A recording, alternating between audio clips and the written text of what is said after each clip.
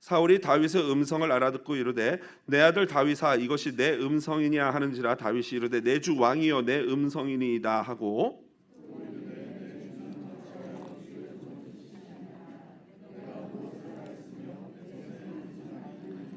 원하건대 내 주 왕은 이제 종의 말을 들으소서. 만일 왕을 충동시켜 나를 해하려 하는 이가 여호와시면 여호와께서는 제물을 받으시기를 원하나이다마는 만일 사람들이면 그들이 여호와 앞에 저주를 받으리니 이는 그들이 이르기를 너는 가서 다른 신들을 섬기라 하고 오늘 나를 쫓아내어 여호와의 기업에 참여하지 못하게 함이니이다. 이제 나의 피가 땅에 흐르지 말게 하옵소서. 이는 산에서 메추라기를 사냥하는 자와 같이 이스라엘 왕이 한 벼룩을 수색하러 나오셨음이니이다. 사울이 이르되 내가 범죄하였도다. 내 아들 다윗아 돌아오라.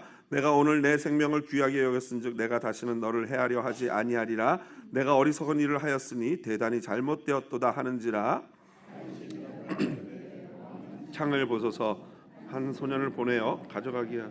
여호와께서 사람에게 그의 공의와 신실을 따라 갚으시리니 이는 여호와께서 오늘 왕을 내 손에 넘기셨을 때 나는 손을 들어 여호와의 기름 부음 받은 자 치기를 원하지 아니하였음이니이다. 내가 중히 여긴 것 같이 내 생명을 여호와께서 중히 여기셔서 모든 환난에서 나를 구하여 내시기를 바라나이다. 다 같이요. 사울이 다윗에게 이르되 내 아들 다윗아 내게 복이 있을지로다. 내가 큰 일을 행하겠고 반드시 승리를 얻으리라 하니라. 다윗은 자기 길로 가고 사울은 자기 곳으로 돌아가니라. 아멘. 오늘 본문 사무엘상 26장 17절로 25절 말씀 가지고요. 다윗의 가장 큰 괴로움이라는 제목으로 말씀의 은혜 나누도록 하겠습니다. 여러분, 하나님께서 사람을 매우 신비롭게 창조하신 것을 다 알고 계시지요? 오죽하면 다윗은요 시편 139편에서 이렇게 얘기했죠. 나를 지으심이 신묘막측합니다. 신기하고 기묘하다라는 그런 말이죠. 하나님이 인간을 신비롭게 창조한 증거 중에 하나가 바로 사람이요 만약 동시에 여러 곳에서 통증을 느낀다면은 그 중에 가장 강한 통증만 느끼는 신체적 메커니즘을 가지고 있다는 것입니다. 사람은요 동시에 육체 여러 곳에 여기도 아프고 저기도 아프고 허리도 아프고 이러면요 그 세 가지 네 가지 중에서 가장 아픈 게 도드라지게 느껴지면서 그 고통만 느낀다는 거예요. 나머지 작은 통증들은 억제하거나 무디게 만드는 신체적 현상이 벌어지는데 이것은 의학적으로 이미 증명된 사실이라고 합니다. 이러한 현상을요 하행성 통증 조절 내지는 조건 통증 조절이라고 한답니다. 이는 인간의 신경계에 나타나는 통증이 통증을 억제한다라는 진통에 관련된 의학적 원리라고 합니다. 여러분들의 표정을 보니 더 말하면 안 될 것 같습니다. 제가 그래서 쉽게 설명드릴게요. 쉽게 설명하면 예를 들어 볼까요? 이거예요. 모기에 물렸습니다. 그럼 조금 시간이 지나면 어떻게 됩니까? 간지러워지죠? 그럼 여러분 간지러우면 어떡합니까? 침 바르십니까? 된장 바르십니까? 믿음 좋은 우리 크리스찬들은요 모기한테 물려서 간지러우면요 딱 이래가지고 손톱을 딱 세운 다음에 사탄아 물러가라 하면서 십자가로 그 모기 물린 데를 꼭꼭 눌러줍니다. 꼭꼭. 그러면 어때요? 시원하죠. 간지러움이 잠깐 사라집니다. 이게 바로 응용 카운터 자극이라고 불리는 치료법이라고 하기에는 그런데 그런 치료법이라고 합니다. 그러니까 꽉꽉 누르는 이 압박통으로 말미암아 간지러운 통증을 상쇄시켜서 이 누르는 아픔으로 간지러움을 잠깐이라도 잊게 만드는 그러한 작용인 것이죠. 이렇게 가장 큰 고통만 느끼고 인지할 수 있는 신비로운 우리의 육체는요 하나님이 주신 크신 선물이라고 저는 생각합니다. 여러분 생각해 보십시오. 만일 우리가 동시에 삶에 있는 모든 고통을 느낀다면은 여러분 우리 삶이 얼마나 고통스럽겠습니까? 삶에 있는 고통도 마찬가지죠. 여러 가지 고통들이 있지만 그 중에서도 가장 두드러지게 느껴지는 그 고통만 우리가 더 크게 괴로워한다는 것이죠. 예수님의 말씀처럼 마태복음 6장 34절에 한날의 괴로움은 그날로 족하다라는 것입니다. 여러분께 여쭙습니다. 지난 일주일 여러분 어떤 괴로움이 여러분 삶의 가장 큰 고통이었습니까? 모든 자잘한 고통을 잃어버릴 만큼 나를 힘들게 했던 고통이 무엇입니까? 오늘 하나님께 온전히 예배함으로 말미암아 모든 고통이 사라지고 슬픔이 변하여 춤이 되는 은혜가 있기를 주님의 이름으로 축원드립니다. 오늘 본문에 등장하는 다윗의 삶은요, 고난의 연속이었다고 해도 과장이 아니죠. 형제들이 구박했고요, 장인인 사울에게 쫓기어 살해 위협을 받으며 도망자 신세가 된 지 10여 년이 지났습니다. 그리고 온갖 루머와 누명을 뒤집어 썼고요, 아내와는 생이별을 했습니다. 그리고 매우 안정되지 못한 삶을 살고 있습니다. 이 정도 되면 너무나도 우리 삶이 고통스럽지 않겠습니까? 그런데 다윗은 이렇게 수많은 고난과 어려움이 있는데 이런 것들이 다윗을 가장 힘들게 한 어려움이 아니었습니다. 오늘 본문에서 다윗을 가장 힘들게 했던 것이 무엇인지 다윗 스스로 그의 입으로 밝힙니다. 다윗을 가장 힘들게 했던 것이 무엇이며 다윗은 어떻게 그것들을 견디고 이기며 극복할 수 있었는지 오늘 본문을 자세하게 살펴보면서 함께 찾아보도록 하겠습니다.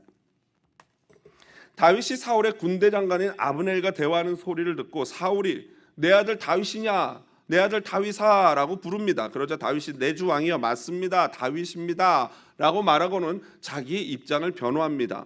왜 왕은 아직도 나를 쫓으십니까? 내가 잘못한 것이 무엇입니까? 라고 억울해하며 변호합니다. 다윗은요, 사울 왕이 자기를 쫓는 것을 두 가지로 해석합니다. 먼저는 여호와께서 사울 왕을 충동시켜서 벌어진 일일 수 있다라는 거예요. 무슨 말입니까? 하나님의 뜻이다라는 거예요. 사울이 다윗을 죽이는 게 하나님의 뜻이다라는 거예요. 적극적으로 다윗을 죽이도록 하셔서 만약 그것이 하나님이 정말로 적극적으로 사울을 통해서 다윗을 죽이려고 하는 것이 맞다면 여호와께서 제물을 받으시기를 원한다라고 말해요. 무슨 말이에요? 그렇다면 내가 죽겠다라는 거예요.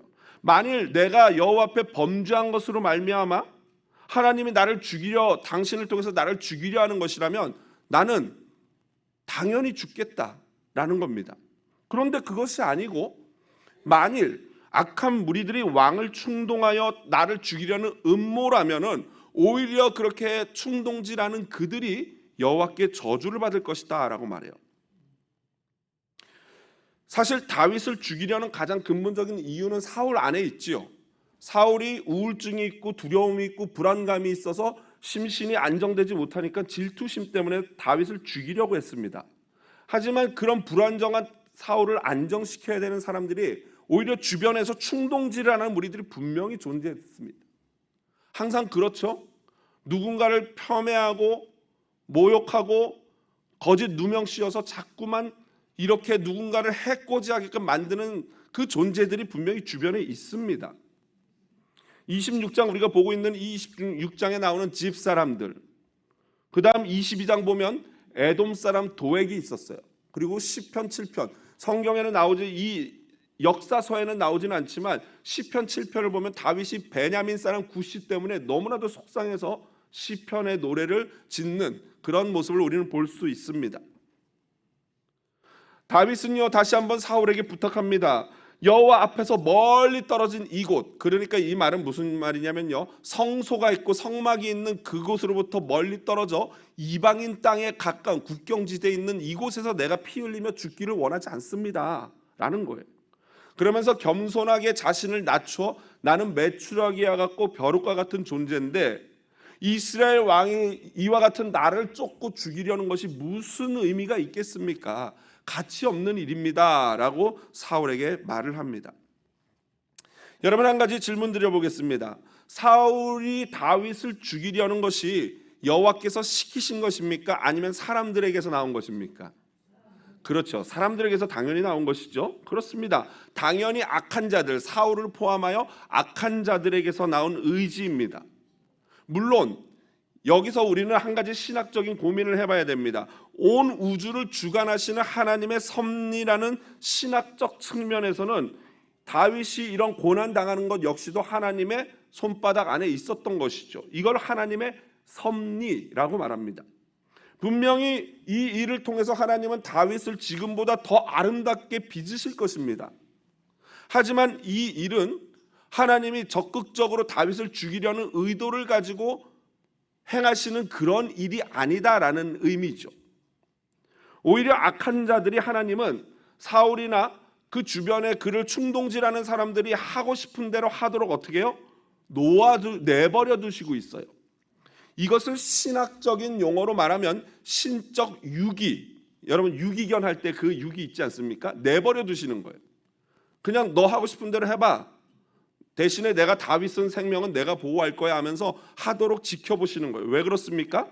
결국에 그들이 행한 대로 자기의 행위대로 심판을 받도록 하시기 위해서 내버려 두시는 것입니다.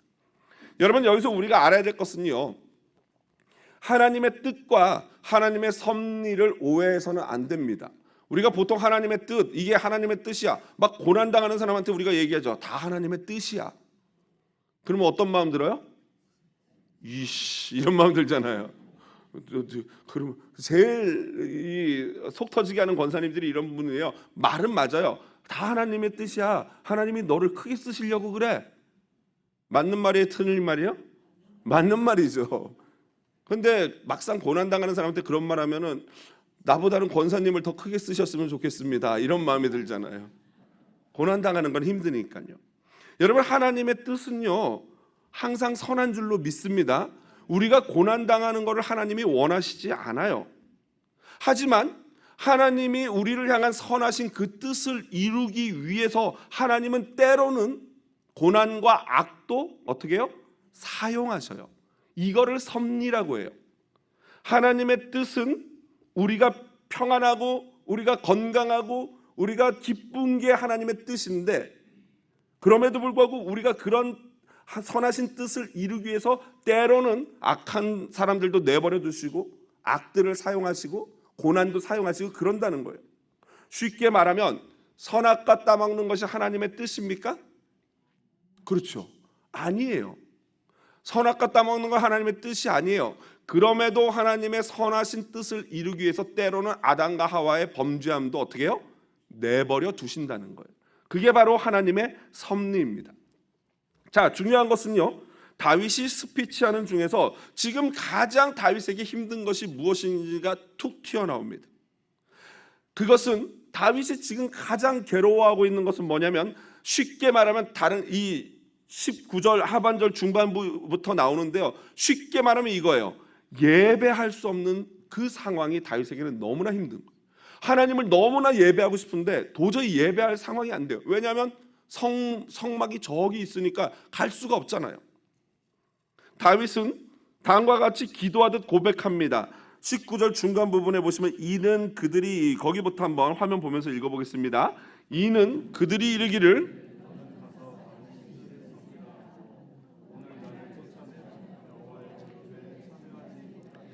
여기서 말하는 여호와의 기업은 무엇일까요? 어떤 학자는 이스라엘의 땅이다, 어떤 사람들은 아니다, 이스라엘 공동체를 의미한다라고 말해요. 제가 볼 때는 둘 다죠.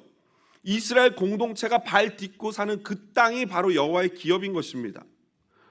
여호와의 기업은요, 하나님이 주신 약속의 땅과 거기에 거하는 백성들을 총칭하는 거죠. 그리고 이스라엘 공동체는요, 언약의 공동체예요. 그리고 언약의 공동체로서 하나님을 예배하는 예배 공동체예요. 이것이 바로 그들의 정체성입니다. 그러니까 쉽게 표현하자면 이스라엘은 민족 자체가 하나의 큰 교회와 같은 그런 존재들인 거죠. 그런데 악한 사람들이 사울을 충동질해서 다윗을 죽이려 하자 다윗은 어쩔 수 없이 그 언약 공동체, 언약의 약속의 땅, 성막이 있는 거룩한 땅을 떠나서 이방인의 접경 지역으로 갈 수밖에 없는 거예요. 도망갈 수밖에 없는 거예요. 그때 당시 고대 당시의 문화는요, 이렇게 공동체를 떠나고 자기 선조가 준 땅을 떠나는 것은 사형 선고와 같은 거예요. 더군다나 당시의 신과는요, 신들이 그 지역에 소속되어 있다는 신관을 가지고 있었어요. 무슨 말이냐면 여호와 하나님은 약속하신 언약의 땅 가나안 땅만 주관하는 그러한 신이다라는 생각이에요. 그래서 블레셋 땅으로 가면은 그 땅의 신은 누구예요? 다곤이라는 블레셋 신이라는 거라고 생각을 하고 있었어요. 그러니까 다윗이 언약의 땅 가나안 땅을 벗어나서 블레셋 땅으로 가면 누굴 믿어야 되는 거예요? 다곤을 믿어야 되는 그런 생각을 갖고 있었던 거죠. 그러니까 이게 너무나도 괴로운 거예요. 나는 하나님 예배하고 싶은데 땅은 블레셋 땅에 와 있으니까 어쩔 수 없이 이런 언밸런스한 이 매칭되지 않는 이런 상황이 너무나도 속상했던 것입니다. 이것이 바로 다른 땅으로 추방받은 사람의 운명입니다. 사탄이 그래서 지금 다윗에게 사탄이 그렇게 말하는 거예요. 너는 이제 하나님 섬기지 말고 다른 신 섬겨 라고 10계명 1계명을 어기게 만드는 거죠. 여러분 이쯤 되면요 사람이 그런 마음 들죠. 어차피 사탄이 속삭이는 거예요. 어차피 너 하나님 도와주지도 않는데 하나님이 너를 도와주지도 않는데 그냥 하나님 버리고 블레셋 땅 사람 얘네들 보니까 잘 사는 것 같은데 블레셋 사람들이 섬기는 그 다곤신 너도 섬겨. 이렇게 사탄이 유혹하는 거죠. 사탄은 지금도 이와 똑같은 방법으로 저희들을 유혹합니다. 하나님이 너의 기도 들어주지 않잖아. 기도해봤자 소용없잖아. 너 지금 그 기도 몇 년 하고 있어. 하나님이 들어주시지도 않는데 못하러 그 하나님 섬기냐. 내일부터는 한사랑교회 나가지 말고 봉은사로 가라. 봉은사로 신을 바꿔라. 이렇게 말하는 것과 똑같은 거예요. 여러분 다윗이 가장 힘들었던 것은요 하나님을 예배할 수 없는 이 상황 그 자체였어요. 예배 공동체에서 이렇게 찢어져 떨어져 나온 아픔이 있었던 것입니다. 왜냐하면 당시 이스라엘은요 중앙성소, 성막이 있는 중앙성소에서만 예배를 할 수 있었거든요. 그러니까 그 성소가 있는 곳에 도망자가 어떻게 갑니까? 얼마 전에 기억나시죠? 사울이 다윗 숨겨줬다는 이유만으로 아히멜렉 제사장과 제사장 모두를 다 학살했잖아요. 어떻게 가서 예배할 수 있겠냐고요. 여기서 다시 한번 여러분께 질문 드립니다. 지난 일주일 나의 가장 큰 고통은 무엇이었습니까? 돈 문제로, 관계 문제로, 건강 문제로, 여러 가지 가족의 문제로 고난이 있습니다. 참 어려운 고통이죠. 그런데 다윗은 그 모든 고통을 합친 것보다 가장 큰 고통이 예배하지 못하는 마음에 사무치는 그 고통이 있었던 것입니다. 여러분 혹시 예배하고 싶은데 예배하지 못했던 경험이 있습니까? 너무나 예배하고 싶은데 도저히 상황이 안 돼가지고 예배를 못하게 막아요 자꾸. 그런 경험 있으십니까? 사실 서구화된 오늘날 우리가 신앙생활하기에 가장 좋기도 하고 가장 어렵기도 한 게 바로 이 점이에요. 누구도 나의 예배를 막는 사람이 있어요 없어요? 없어요. 내가 오기 싫으면 안 오면 돼요. 아무도 말 안 해요. 가고 싶으면 또 가면 돼요. 그게 우리에게는 더 큰 오히려 도전이고 위험인 것 같습니다. 저는요 정말 예배하고 싶은데 예배를 못했던 경험이 있어요. 군대에서 그런 경험을 해봤습니다. 제가 이 이야기는요 우리 교회에서 한 4번 요 정도 했는데 못 들으신 분이 계시니까 다시 한번 말씀드리는데 요 앞부분은 제가 또 처음 방출하는 이야기입니다. 그러니까 잘 들어보십시오. 제가 군생활한 부대는요 이 소대별로 6개월 동안 해안 철책을 지키는 전방의 GOP와 같은 그런 개념의 부대였어요. 그래서 한 20명 정도가 따로 이런 내무반에서 조그마한 막사에서 생활을 하면서 밤마다 그 해안선 경기에 나가서 여러분들이 막 물장구 치고 놀 때 저는 밤새서 총 들고 경기하는 그런 경계 업무였습니다. 입대해서 모든 신병 훈련을 마치고 부대에 배정을 받았어요. 앞으로 이제 2년 반 동안 제가 있을 소대로 내려가기 전에 그 소대들 1소대, 2소대, 3소대가 소속된 중대 본부에서 한 이틀 정도를 대기하는 시간이 있었습니다. 그러니까 이렇게 딱 각 잡고 앉아가지고 대기를 하는데 너무 예배를 하고 싶은 거예요. 근데 예배할 수가 없잖아요. 그래서 기도라도 하고 싶어서 고참한테 갑자기 신병이 당돌하게도 얘기했어요. 저 기도가 너무 하고 싶습니다. 그랬더니 또 이 신병 도망갈까봐 이제 고참 중에 한 명이 저를 끌고 그 어촌 시골 어촌은 교회를 데리고 갔어요. 부대에 가까운데 가봤더니 말이 교회죠. 그냥 초가집 하나에다가 종탑 하나 세워져 있고 들어갔더니 방 하나에 그 앞에 이렇게 나지막한 강대상 하나 있는 데였어요. 맨 앞에 가가지고 방석을 놓고 무릎 꿇고 기도하는데 얼마나 눈물이 나는지 하나님 어느 때까지니까 어찌하여 나를 압제하는 자가 이렇게 많습니까? 하면서 엉엉 울면서 기도를 하는데 그거 하면 좀 나가 있지. 난 기도하는데 그 뒤에 앉아가지고 다 이렇게 듣고 있는 거예요. 얘가 뭐라고 기도하나? 1시간 정도를 기도했던 것 같은데 기도하면서 하나님 좋은 고참들 만나게 해주시고 뭐 이런 기도를 했어요. 그리고 이제 1시간 기도를 끝나고 이제 다시 부대로 복귀했단 말이죠. 그랬더니 그 고참이요, 다른 병사들한테 갑자기 이런 거예요. 야, 이 신병이 빠져가지고 야, 좋은 고참 만나게 해달라고 기도하더라 이러면서 일르는 거야. 아, 치사한 녀석. 아마 제가 좀 군대를 늦게 갔기 때문에 저보다 나이가 어리거나 아니면 저와 동갑이었을 거예요. 그래서 굉장히 이제 그때부터 꼬이는 거죠. 저 녀석 빠졌다. 막 좋은 고참 만나게 해달라고 기도하더라. 여러분, 하나님께 솔직히 기도할 때 무슨 기도를 못 하겠습니까? 그렇죠? 얼마든지 내 입장에서 기도할 수 있겠죠. 그런데 치사하게 그걸 고자질하다니요. 사실은 지금 이제 이 정도 돼서 제가 생각해 보면은 아마 지금의 저라면은 그런 기도는 안 했을 것 같아요. 오히려 하나님, 제가 군생활 더 열정적으로 하고 좋은 후임으로서 고참들을 잘 섬기게 해달라고 이런 기도했을 것 같아요. 그런데 그때는 20대 초반에 미숙하고 그런 어떤 존재 아니었겠습니까? 여하튼 그렇게 기도를 하면서 이제 군생활이 꼬이기 시작한 거예요. 소대로 배치를 받았어요.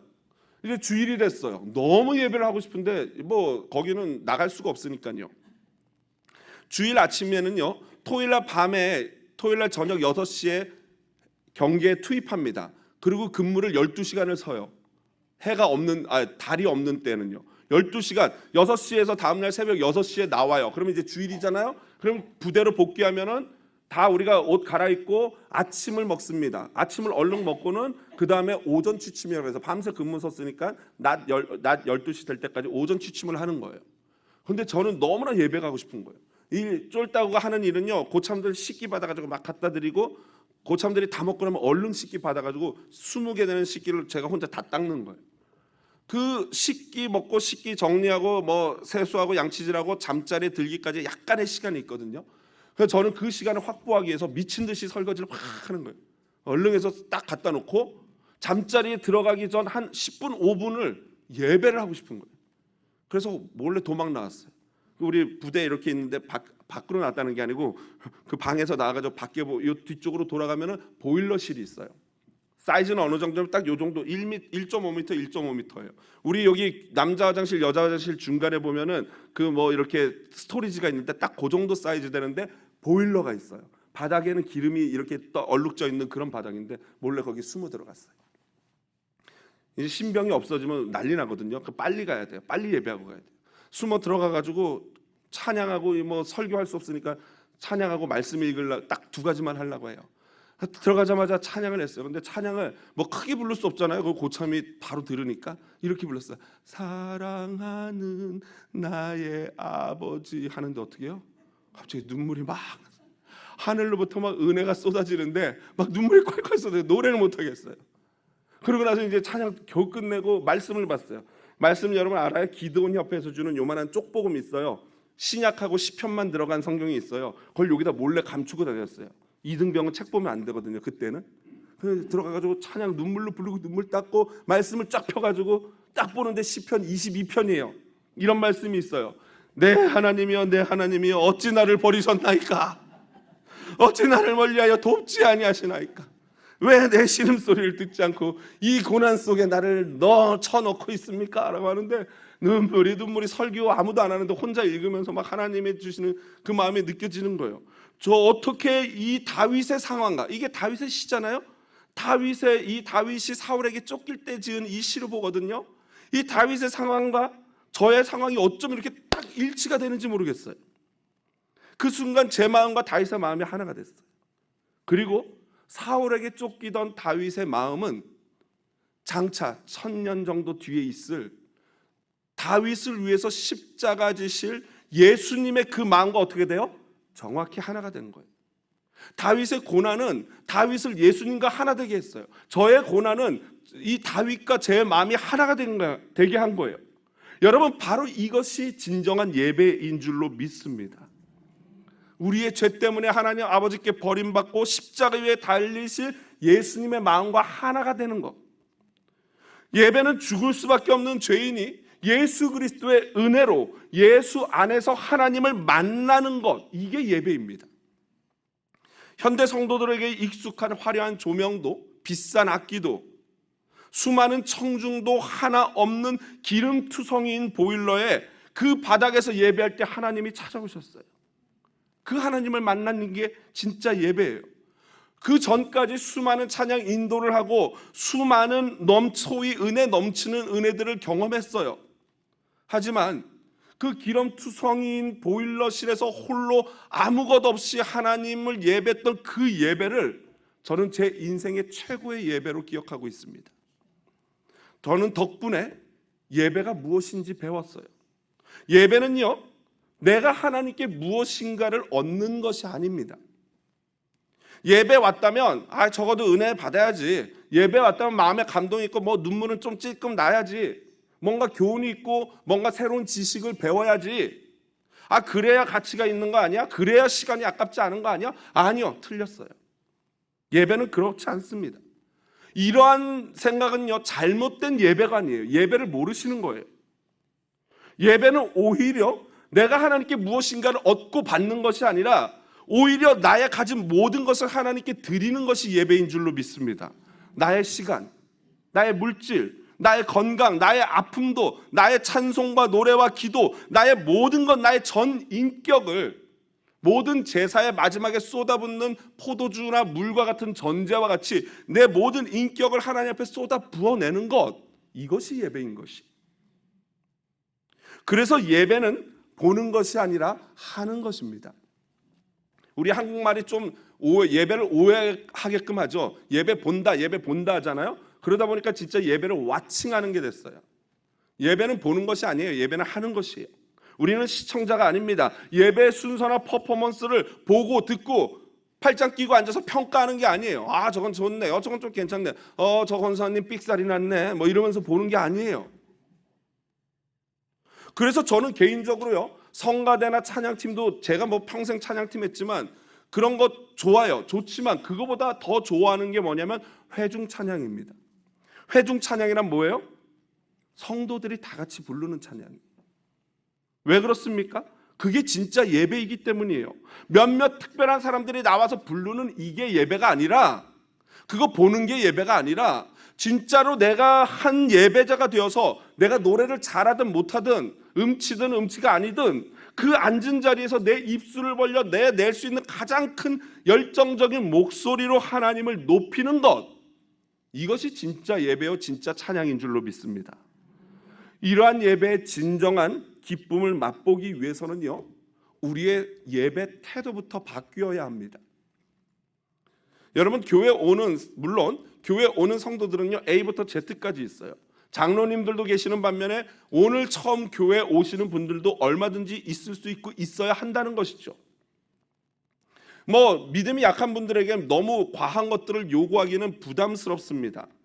하지만 그렇다고 해서 예배에 대해서 잘못된 예배 태도라든가 잘못 준비하는 그런 잘못된 준비의 태도를 방치해서는 안 됩니다. 여러분, 우리가 예배하는 우리의 예배 대상 누구예요? 하나님이 어떤 분인지를 알아야 돼요. 기억해야 돼요. 하나님은 온 우주의 창조주이신 줄로 믿습니다. 그러므로 예배자는요, 우리 예배하는 대상이신 하나님에 대한 합당한 태도를 가져야 돼요. 그게 무엇일까요? 여러분 생각해 보십시오. 같은 인간들끼리 만날 때도 서로 격이 있지요. 예의를 차려요.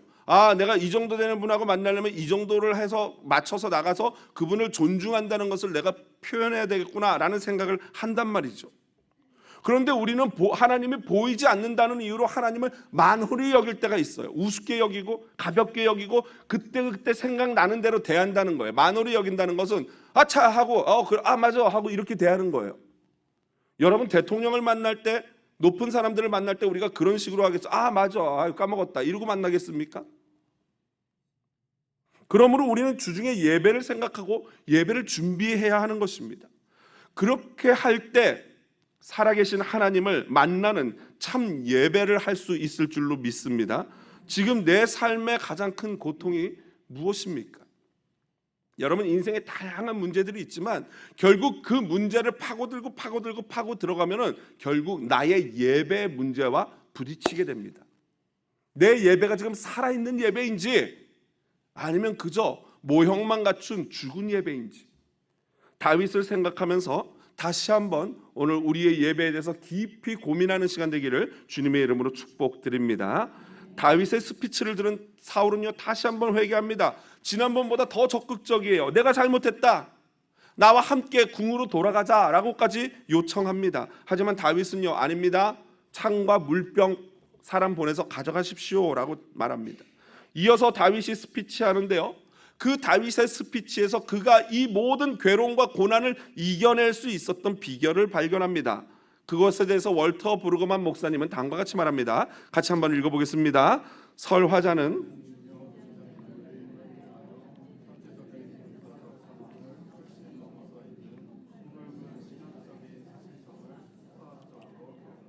모든 고난, 이 월터 브루그만 목사님이 좀 말을 어렵게 하시죠?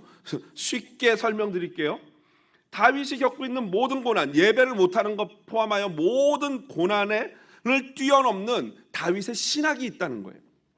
그 고난을 이겨낼 수 있는 다윗의 신학이 있다는 거예요. 다른 말로 하면 신앙이라고도 할 수 있겠죠. 믿음이라고 할 수 있겠죠.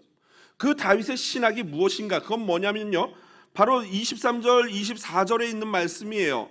다윗은 자신이 행한 대로 갚아주시는 하나님, 또한 앞으로도 그렇게 하실 하나님을 믿었던 것입니다. 이러한 다윗의 신학은요, 신약 시대에 와서 예수님이 말씀하셨죠. 예수님의 황금률이에요. 그리고 바울은 이것을 심음과 거둠의 법칙으로 말했어요. 같이 한번 읽어볼까요? 누가복음 6장 31절. 남에게 황금률이에요. 황금률. 내가 하는 대로 돌아온다는 거예요. 그 다음 바울은 이렇게 말합니다. 스스로 속이지 말라. 하나님은 업신여김을 받지 아니하시나니 사람이 무엇으로 심든지 그대로 거두리라. 여러분, 무엇을 거두고 싶습니까? 그러면 거두고 싶은 그것을 심으시면 됩니다. 다윗은 이미 이러한 하나님을 체험한 것이에요. 건강의 열매를 거두고 싶으면 건강을 하나님께 심어야 하는 것입니다. 물질의 열매를 거두고 싶으면 물질을 하나님께 심어야 하는 거예요. 축복을 받고 싶으면 축복을 하나님께 심어야 하는 것이죠. 내가 다윗이 체험한 하나님, 내가 행한 대로 갚으시는 하나님 앞에서 나는 원수인 사울에게 선을 베풀었습니다. 하나님의 거룩한 뜻을 내가 지켰습니다. 나를 괴롭히는 원수는 하나님이 대신하여 그의 악한 행위대로 갚아주실 것을 내가 믿습니다. 이게 다윗의 신학이에요.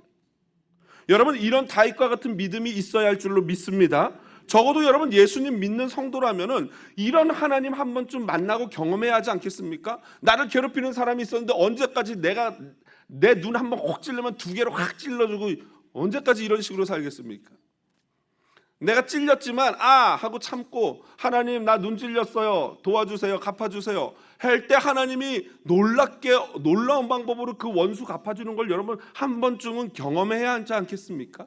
이게 예수 믿는 사람의 재미 아니겠습니까? 그러니까 적어도 예수 믿는 성도라면요, 이제 뭐만 하면 되는 거예요? 기도만 하면 돼요. 기도. 아멘이십니까? 기도하면 돼요. 대적이나 그렇다고 해서 이렇게 인형 만들어 놓고 죽어라 이런 기도 말고, 저주하는 기도 말고요. 물론 이 시편을 보면 다윗이 그런 저주의 기도도 많이 했어요. 다 망할지가 어쩌고 이런 거 기도 많이 했어요. 근데 그렇게까지 기도 안 해도요, 그저 어떤 기도하면 돼요? 하나님 억울합니다. 원통합니다. 저 녀석이 내 눈 찔렀네요. 내 뺨을 때렸네요. 내 진짜 갚아주고 싶은 마음이 굴뚝 같지만 하나님 대신 갚아주세요. 이렇게 눈물로 아뢰기만 하면 나머지는 하나님이 하실 줄로 믿습니다. 왜 그래요? 나를 헤아려 하는 사람과 내가 똑같은 사람이 되면 어떤 일이 벌어지겠어요? 나를 헤아려고 했던 사람들에게 내리실 벌이 누구에게도 내려지겠습니까? 나에게도 내려지는 거예요. 너도 똑같은 짓을 했으니까 너도 벌 받아라. 왜냐하면 하나님은 공의로우신 분이잖아요. 그러므로 모든 것을 주님께 맡기면 공의로운 재판관이신 하나님께서 합당한 갚아주심을 주실 줄로 믿습니다. 이렇게 공의로운 하나님을 말하면요, 어떤 분들은 굉장히 힘들어하는 분들이 있어요. 아니, 하나님이 사랑의 하나님이라면서 그렇다고 해서요, 우리 하나님을 우리 인간의 생각대로 마음대로 해석하면 안 돼요. 팀 켈러 목사님은 용서라는 책에서 다음과 같이 말합니다. 같이 한번 읽어보겠습니다. 하인리 하이네는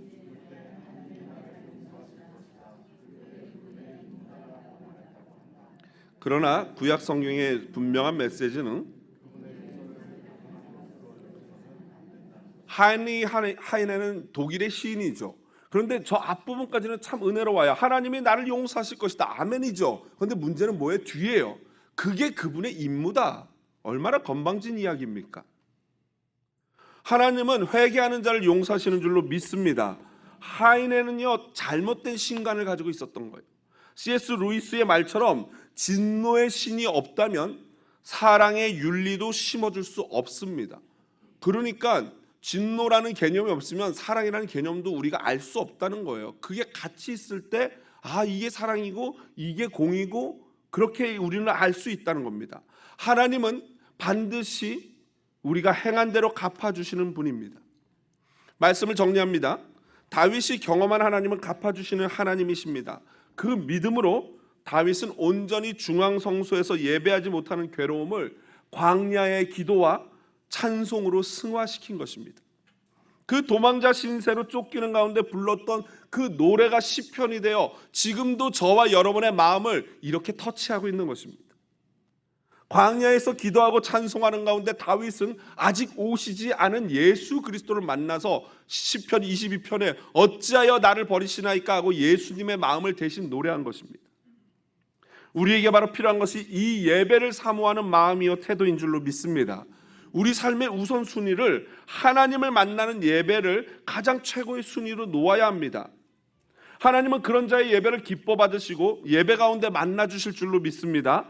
그리고 하나님은 그렇게 온전히 예배하는 자의 생명과 삶과 직장과 가정과 자녀와 하는 모든 일을 귀중하게 여기시고 보호하시고 복을 주실 것입니다. 진정으로 하나님을 예배할 때 그 자연스러운 결과가 은혜이고 감격이고 감동이고 신비이고 치유이고 회복이고 기쁨입니다. 예배는 이런 것들을 추구하는 게 예배가 아니에요. 우리의 기쁨, 행복 아닙니다. 예배는 오직 하나님만 추구하는 것인 줄로 믿습니다. 그런데 그렇게 제대로 하나님을 추구하고 하나님만 만나면 그 만남의 결과가 뭐예요? 바로 은혜요, 기쁨이요, 회복이요, 치유인 줄로 믿습니다. 이 순서가 바뀌면 안 돼요. 이거를 얻는 게 목적이 돼서 예배하면 절대로 그 예배는 잘못된 예배가 되는 것입니다. 오늘 본문은 사울과 다윗이 마지막으로 살아서 만나는 장면이에요. 마지막 대화예요. 이제 기나긴 다윗의 어둠의 훈련의 터널의 시간이 끝나갑니다. 이렇게 하나님을 전심으로 찾고 예배하기를 원하는 자가 누리는 마지막 축복을요, 아이러니하게도 사울이 말합니다. 사울의 입에서 하나님을 예배하는 자의 축복이 나옵니다. 내 아들 다윗아, 내게 복이 있을지로다. 내가 큰 일을 행하리라. 내가 반드시 승리하리라. 아멘. 이처럼 하나님을 진정으로 예배하는 자는요, 그 원수의 입에서라도 이 하나님의 축복이 선포될 줄로 믿습니다.